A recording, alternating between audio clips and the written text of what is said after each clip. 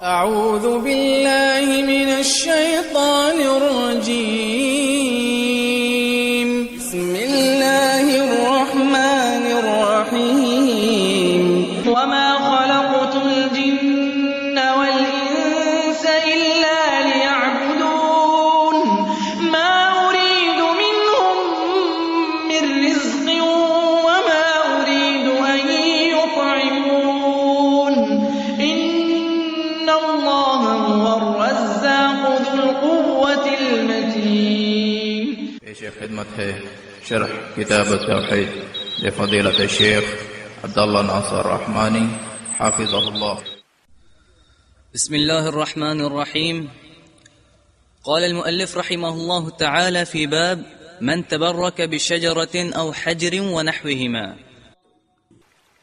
إن الحمد لله نحمده ونستعينه ونستغفره ونعوذ بالله من شرور أنفسنا ومن سيئات أعمالنا من يهده الله فلا مضل له ومن يضلل فلا هادي له وأشهد أن لا إله إلا الله وحده لا شريك له وأشهد أن محمدا عبده ورسوله.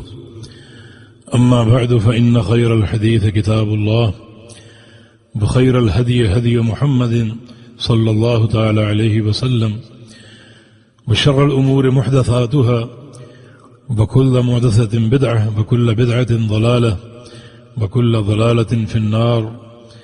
من يطع الله ورسوله فقد رشد واهتدى ومن يعص الله ورسوله فقد ضل وغوى. اللهم صل على محمد وعلى آل محمد كما صليت على إبراهيم وعلى آل إبراهيم إنك حميد مجيد. اللهم بارك على محمد وعلى آل محمد كما باركت على إبراهيم وعلى آل إبراهيم إنك حميد مجيد. سبحانك لا علم لنا إلا ما علمتنا إنك أنت العليم الحكيم. رب اشرح لي صدري ويسر لي أمري واحلل عقدة من لساني يفقهوا قولي. أما بعد. باب من تبرك بشجر او حجر ونحوهما.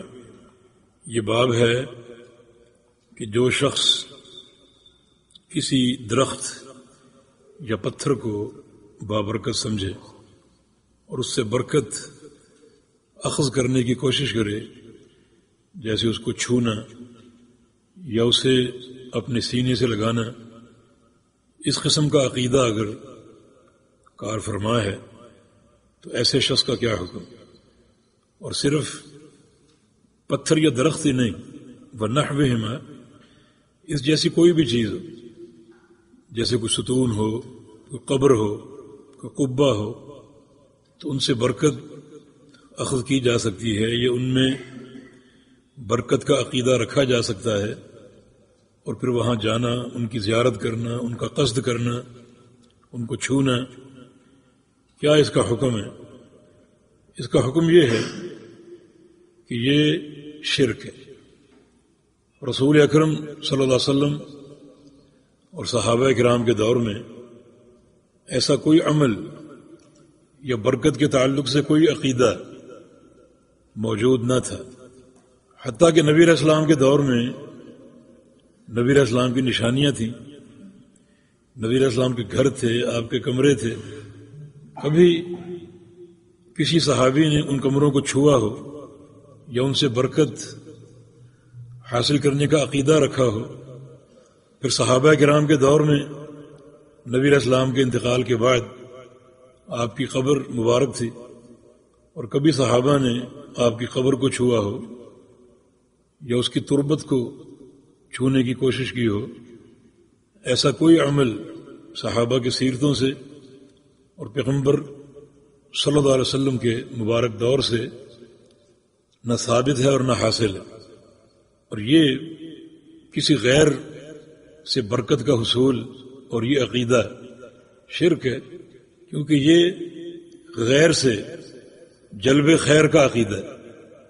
کسی پتھر سے، کسی درخت سے خیر حاصل کرنے کا عقیدہ ہے، حالانکہ خیر دینے والا کون ہے؟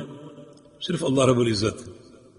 تو اس کے علاوہ اگر آپ کا عقیدہ ہو کہ فلاں درخت بابرکت ہے، فلاں پتھر بابرکت ہے، یا فلاں قبر بابرکت ہے، اور اس کو چھونے سے برکت حاصل ہوگی یا اس کی زیارت سے برکت حاصل ہوگی، تو یہ تمام عقائد شرک ہوں گے، کیونکہ ہر خیر اللہ تعالی سے حاصل ہوتی ہے۔ وتعاونوا على البر والتقوى ولا تعاونوا على الإثم والعدوان واتقوا الله إن الله شديد العقاب۔